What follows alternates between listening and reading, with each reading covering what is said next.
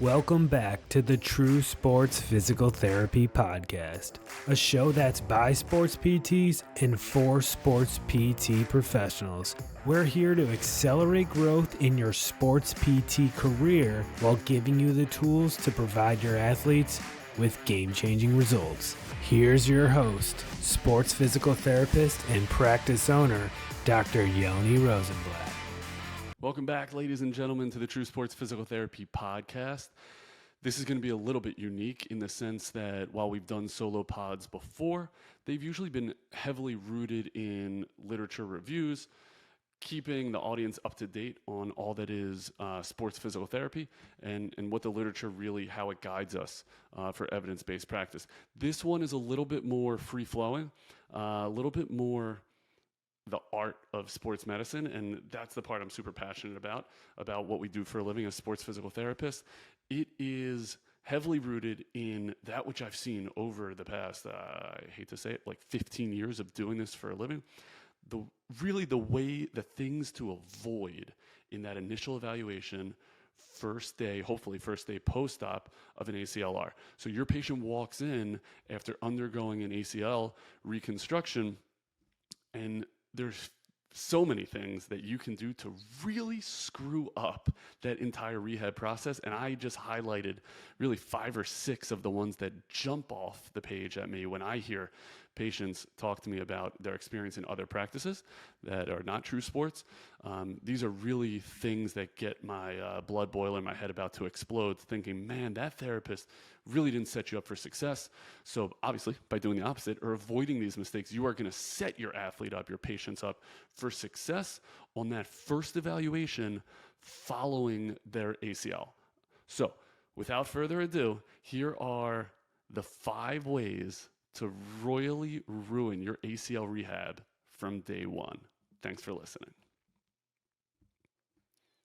All right, guys, let's get right into the 5 ways that I have seen ACL rehab ruined from day one. And this first one is a massive one. You've definitely heard me talk about it here. It is a really big point of emphasis in our forthcoming guide to ACL rehab, which is going to be continuing ed, released within the next really month, if not sooner. Really excited to launch that.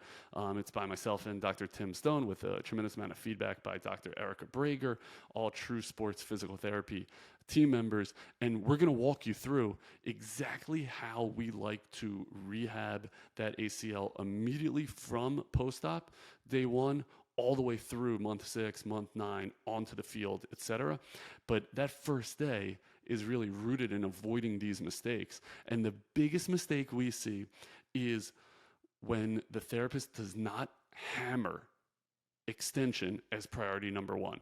That patient should know before they get surgery that the number 1 mission when they open those eyes is that knee needs to get straight and remain straight.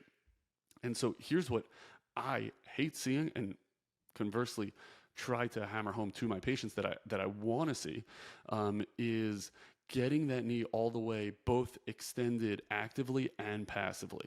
So you have to start, number 1, with that passive range of motion. And I think therapists are far too gentle when that patient walks in day 1 in try to coaxing the patient into extension.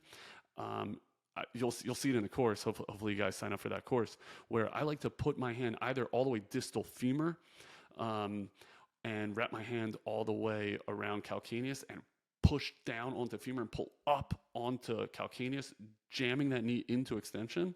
Hopefully it gets there a little bit more gently. It's not a rapid press into extension, but I want to get there and create torque around the knee to push them there and hold them there into extension. It's not going to be comfortable.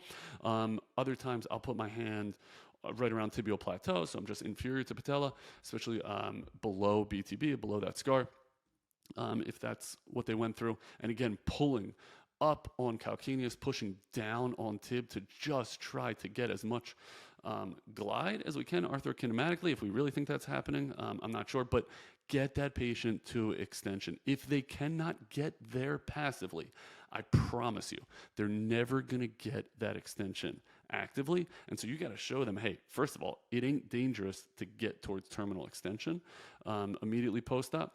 And their brain has to kind of wrap around the fact that it needs to be there. They got to get comfortable there. And even if it hurts, get there, because when you don't, and this is why this is number one on the ways to ruin your ACL rehab from day one, scar tissue will immediately begin to start laying down. And you're talking about those anterior intervals. You're talking about immediately posterior to patellar tendon. You're talking about in fat pads. You're talking about lining medial, lateral, right around the patella. Scar tissue starts to lay down. If you don't get all the way towards that terminal extension, that's when you see people just lining up for scopes. And I'll tell you what's crazy is at this point, certainly in the Baltimore area, I can see a patient walk in that door post-op day one, and depending upon how stiff that knee is into extension, I can almost see who their surgeon was. And that's before I look at their little autograph on the operative knee, because a really good surgeon will get that knee towards extension while the patient's asleep. They are putting them all the way into extension, all the way into flexion after the ACL graft has been placed. And so you better believe it's safe. But then how good of a job did that office, maybe it's not the orthopedist, but it's the orthopedic office, do in fitting that brace? How much did they hammer them? And hey, tonight you better sleep in that brace, and it better be in terminal extension, and do not put a pillow underneath the knee so that it freezes down into a little bit of knee flexion, which makes the entire process nearly impossible to get towards extension.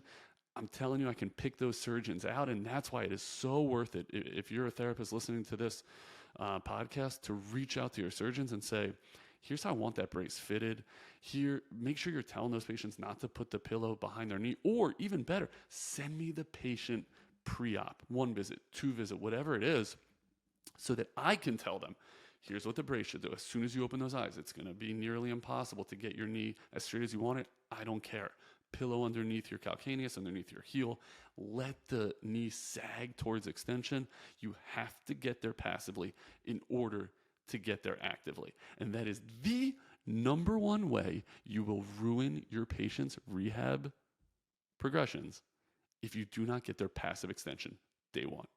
Okay? Now, I'm going to throw this into that number one mistake as well. It's like a 1B. It would be not getting them to get there actively. And so you need to first put them there passively. And then what I like to do, and what we like to do at True Sports, is I will pull their heel up off the table while I am pushing their knee down into the table, and they get what is called a heel pop. And so when that heel is up off the ground, that is the sign that you're at terminal extension, as long as the back of your knee is all the way down. Then can they hold it there? Or at least try to. Squeeze your quad. Don't let that heel come back down towards the plinth or towards the mat.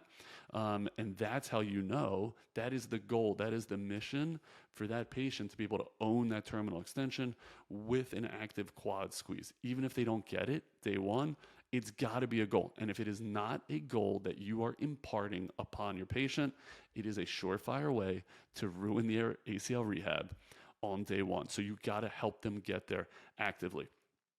Something Dr. Tim Stone, who will star in our ACL rehabilitation course, one of the ways he taught me to try to help the patient get there is to put a Mo belt around their foot, let them pull themselves into that terminal extension. Posterior knee down, calcaneus pops up in the air. You're holding it there with a strap, almost like you're about to do a heel slide, and see if you can then squeeze the quad. That's the way they're going to do it at home. And their goal is to keep that quad all the way on and contracted, then ease up on the Mo belt and still see if that calcaneus, that heel, can stay up. That's how they're going to begin to get their brain to talk to that quadriceps.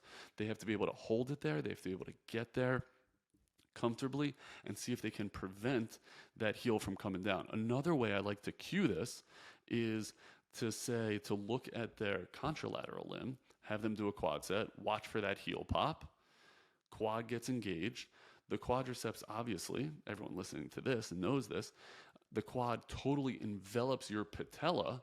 And so when that quad's all the way on, there is zero movement at the patella, medial, lateral, and you show that to the patient and let them say and let them feel, hey, you can't move that patella when the quadricep is all the way on. Let's go back to the operative limb. Look how much play there is at this patella. Try to lock it down. Try to pull that patella up towards your hip by using your quadriceps, and then see if you can self-mob your patella. You should not be able to, obviously. Again, just another tactile cue to say, this is how you do it. This is how you do it right. That is the way you own terminal extension post-op day one.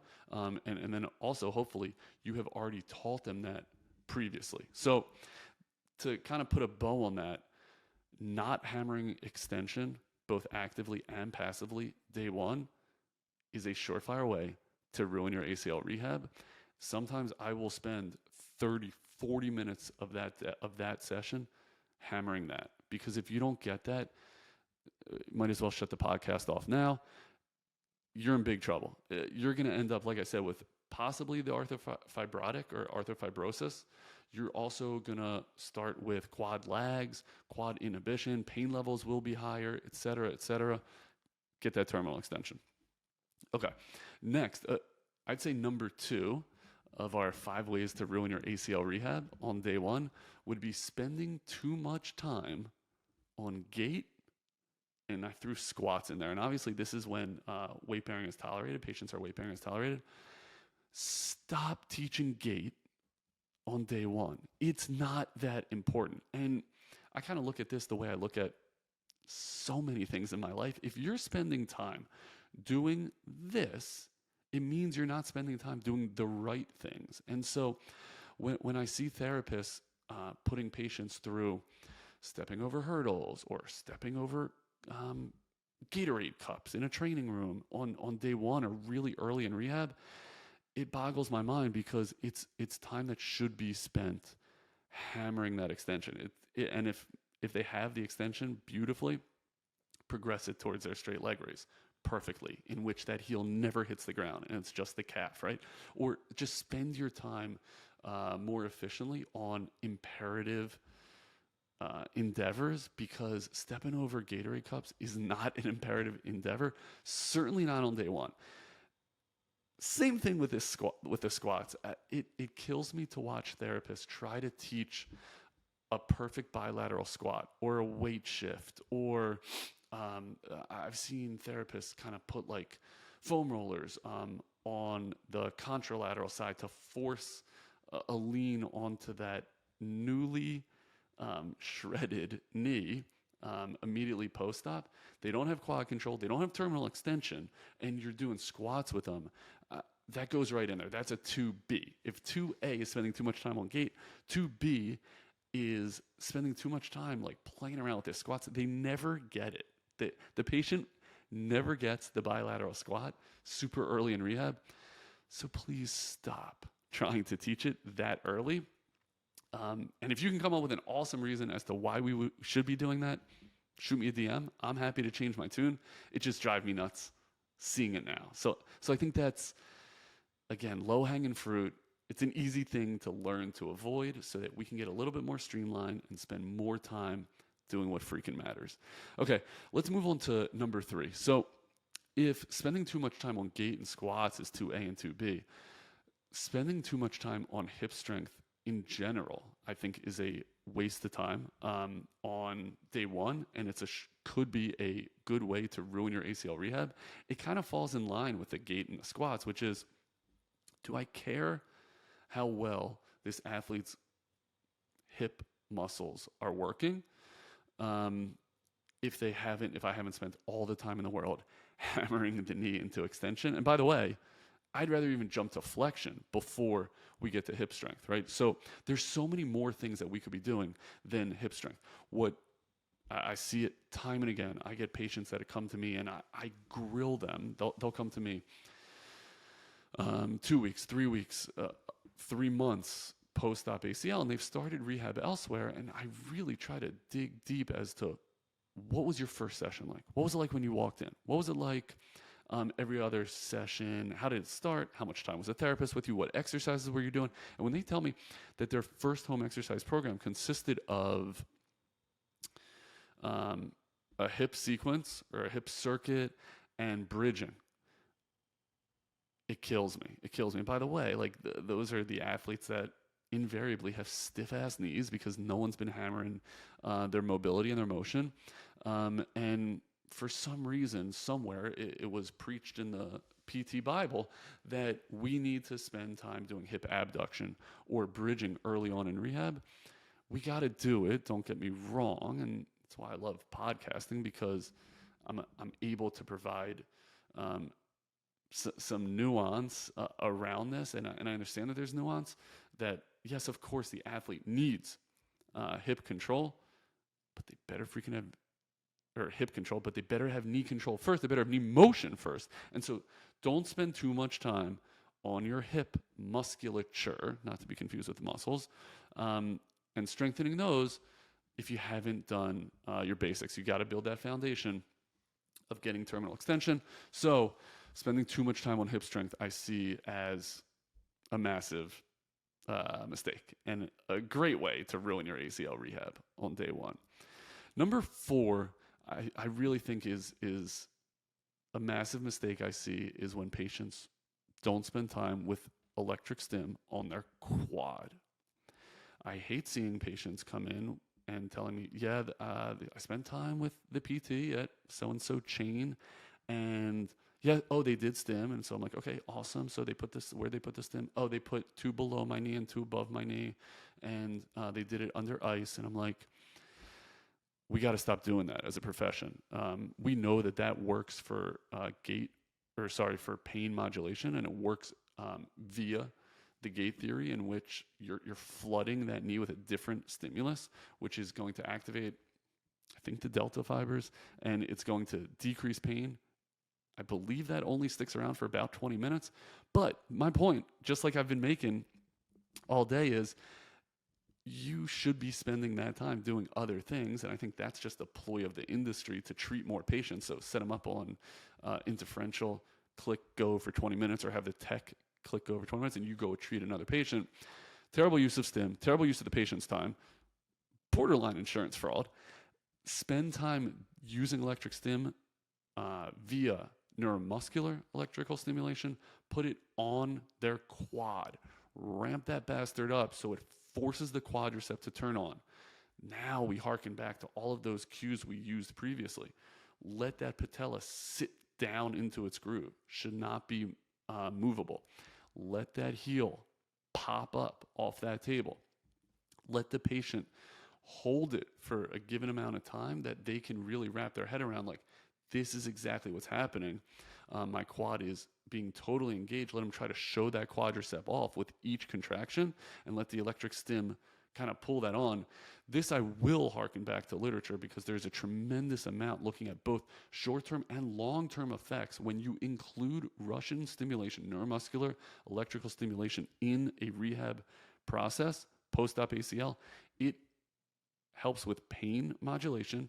It increases quad strength at all of those previously mentioned intervals, and it increases patient functional abilities.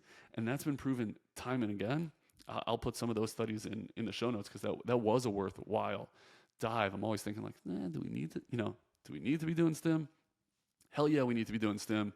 And we need to be doing neurostim on the quadriceps to try to get and time it with active contraction as much as possible.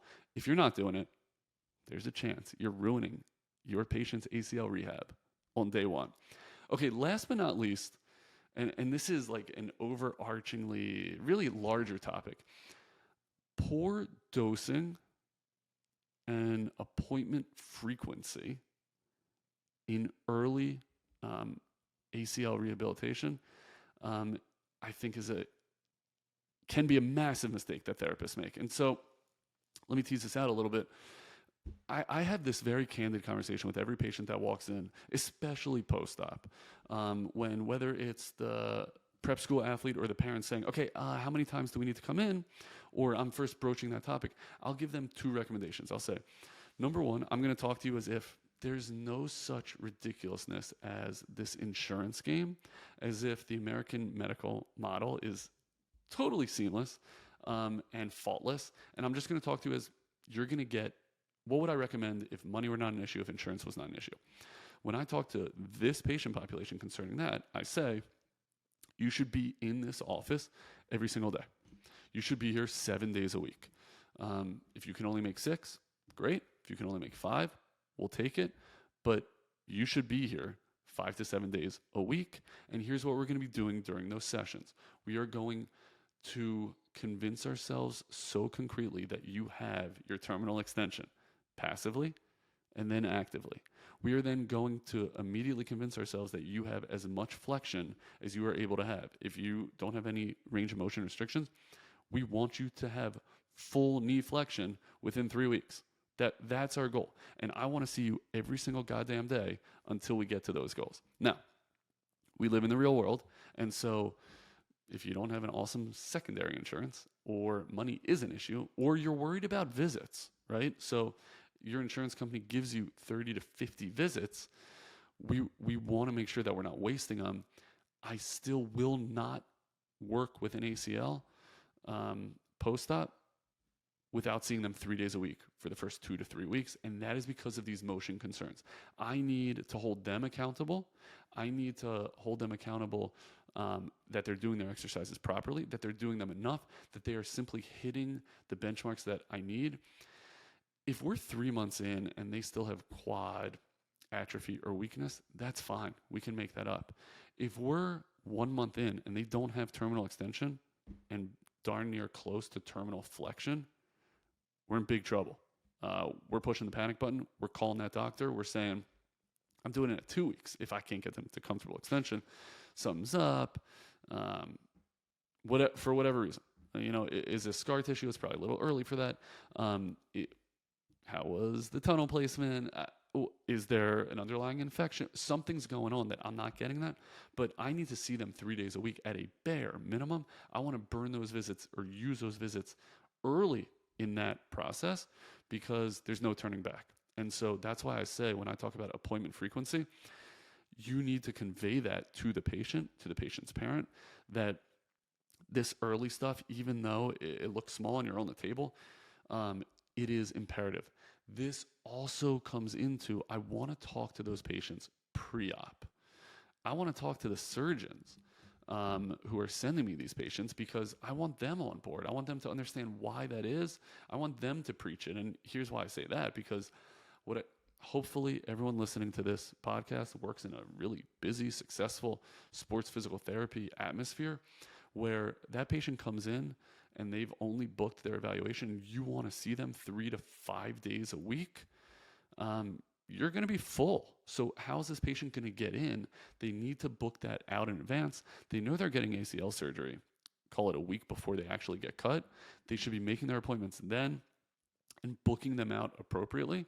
And that's why my front desk will say, you're post-op ACL. The protocol here is to be seen at a minimum 3 days a week. Let's go ahead and schedule that. If you don't need it, we're happy to take them off, but I'd rather you have it and then pull them off than not, than have some therapists need to come in at 6 a.m. or not be seen, or the patient doesn't get seen, and then everyone loses. Patient loses, therapist loses, and the surgeon's going to lose, reputationally speaking. So I think that's worthwhile kind of thinking through and having some of that forethought to say, this is the way I want to schedule the appointments. This is how to frame that conversation and make it worthwhile, because I think a lot of patients don't understand the import of frequency, and I think they've been somewhat scarred or miseducated by the rest of our population that either it's 2 days a week, everyone's 2 days a week, or it's just cookie cutter, and it's not really explained why they need to be there and what they're going to be doing each session.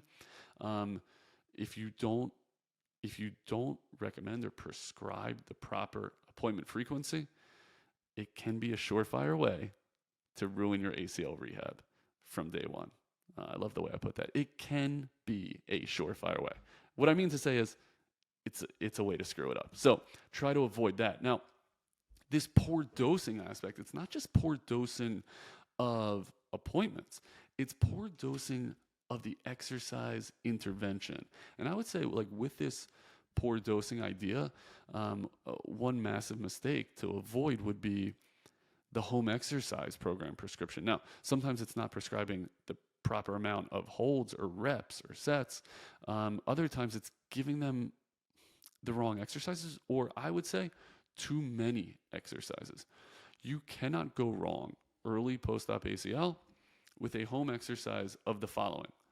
You need to be doing either bag hangs, and that's with your heel supported, you're in a seated position, your heel is on a coffee table, you're sitting high enough off the ground that you can hang like a gym bag with the straps, one superior to the patella, one inferior to the patella, with the bag weight hanging down, pulling it down into terminal knee extension.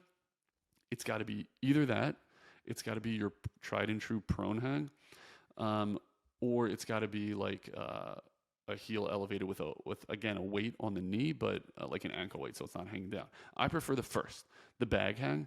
I find that it's most comfortable. I find it's easiest to avoid cheating, so toes have to stay straight towards the ceiling, and that they can usually tolerate that better. I'd say that is the number one thing I learned from my OCS test, which isn't saying much, but I think it was on there for some reason. But that's the first time I saw it. So I call them the bag hangs. If you have a home exercise of a bag hang and a quad set with stim, I don't think you could go wrong. I think those are the essentials. Now, what is the proper dosing of that? So what we like to do at True Sports is we like to say, you got to hang, and again, that's either with a bag hang, a weight hang, or a prone hang, for a minimum of 60 minutes a day. Obviously, early post-op, they're not going to be able to sit there for 30 minutes. Say they're able to eke out 5 minutes. That means they have to do that the obvious amount of time. Like they have to sit there and really live in that terminal extension all the way for an hour. So, like I said, if you can only get 5 minutes, it means you got to do 12 rounds of that throughout the day. I don't care when you do them, but you have to accumulate that time under tension, low load, long duration, so that bag shouldn't be so heavy. But they got to sit there for an hour. And like I said, if they can get up to 10 minutes, awesome, do it 6 times. But you can't, that's a minimum. Okay. They come in, their extension should be better if they're doing that properly. That's why I want to see them so often. But again, if you're giving them less than that, you're not forcing the knee into that uncomfortable extension position. They're going to shy away from it, and they're going to end up with that quad lag or that flexion contracture. And because that's where they're going to spend more time there. So I think that's one poorly dosed exercise. And again, we like to jump to the 60 minutes. The other thing is quad sets, and whether that's with stim or not with stim. I want to see 20 repetitions of quad sets, 5-second holds every hour. That is your mission. And that is a crap ton of reps, but we got to get them awesome at that. And the more times they attempt to squeeze that quadriceps and they're focusing on distal quad, they're focusing on patella getting glued down, the better they're going to be at it. So I'd say that's a must, that my patient has to leave after day one with those 2 exercises, and they have to be awesome at it. I will take videos of it. We have our own True Sports Physical Therapy exercise app. So they are uploaded every single time into that app. It is me narrating those exercises. And so they leave with that information. If you're not doing that, you're screwing up your ACL rehab from day one. And then the only other things I want to layer on top of that home exercise program would be, or into that exercise program, is compression. You cannot do it enough. So keeping a good bit of compression on that knee. And then if I'm able to progress them to flexion, I want to add some flexion range of motion.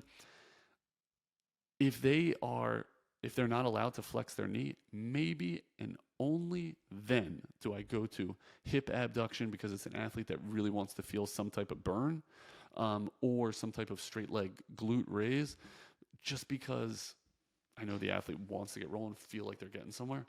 And I'll force them to do that. And then by the time they come back in, now we're already talking blood flow restriction.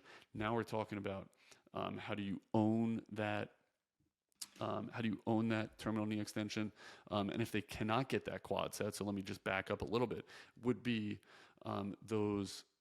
the graded quad set. So using, like I said, using that MOB belt previously, to pull up into terminal extension. And sometimes patient can't even let go of that thing because they don't have the quad contraction, but holding it there because they got to be in that terminal extension, and then add that recruitment kind of on top of that. But too often I see therapists giving 5-6 exercises. This is where the goddamn bridges come into the home exercise, where you should be spending so much more time owning that true quadriceps. So these are 5 ways. Like I said, I'd say these are the 5 cardinal sins that I see on that initial evaluation immediately post-op ACLr.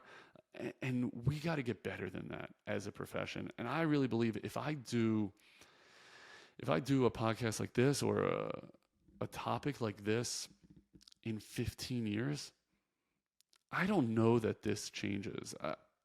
I'll humbly submit that maybe it does, but these are so tried and true, and they have proven to be so successful, both in the literature, but also anecdotally, to getting the patient where we need to get them.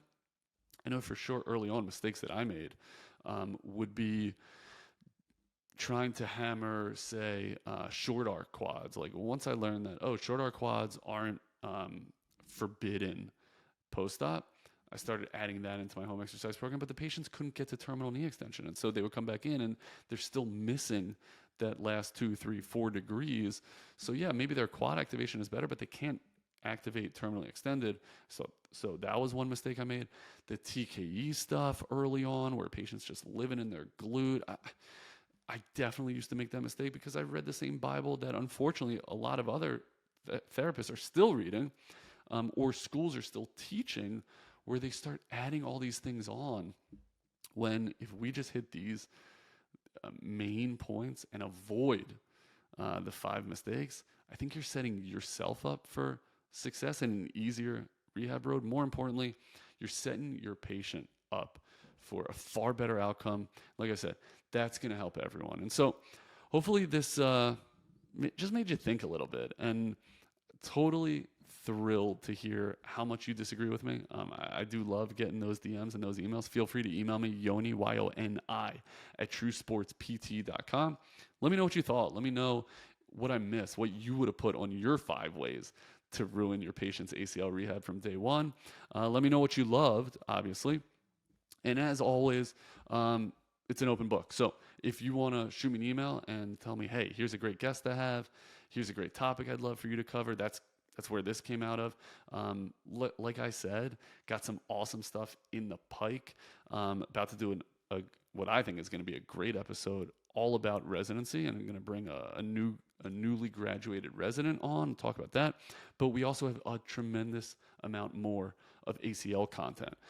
So I'm going to have Tim Stone on the podcast. We're going to talk about the way we put together this course, why we did it, what's unique about it, because it is so unique. There are definitely ACL courses out there. They don't look like this one. And the reason I say that is because, 1, I've taken all those ACL courses, or a lot of them. And 2, there's so much of this that is not on other courses, meaning I wish that these other courses had common mistakes or common questions the therapist gets, or how do you pose some of these prescriptions to patient, to parent of patient? How do you create buy-in? How do you progress? How do you scale? How do you know when your athlete's ready to get back on the field? And what are great ways to progress towards that, like practice plans and shooting plans and cutting plans. So that's all included within our True Sports ACL rehab. And we're going to have one of the nation's foremost surgeons, knee surgeons, orthopedic surgeons, Dr. Jamie Drees. He's going to walk you through how he approaches the surgery and what he is considering and what the different techniques mean, do, what's actually transpiring in that OR during the operation. So hitting it from all angles, all the way from orthopedic surgeon to physical therapy to the strength and conditioning and performance side. So that True Sports ACL course is coming in a matter of weeks. So make sure you sign up. I'll make it super easy for you to sign up. And anyone kind of listening through the pod and people who have interacted with us, we'll make sure we get them their discount codes. But again, you got to get continuing ed anyway. Obviously, I feel strongly that this is an awesome way to get you better at rehabbing your ACL patients while still getting those continuing ed credits. So stay tuned to that. Reach out with any questions you got. You can always DM us, follow us, True Sports PT on Instagram. Can't wait to keep learning from you guys. Can't wait to continue to give you more and more of this information that you guys ask for. And thanks so much for listening, guys.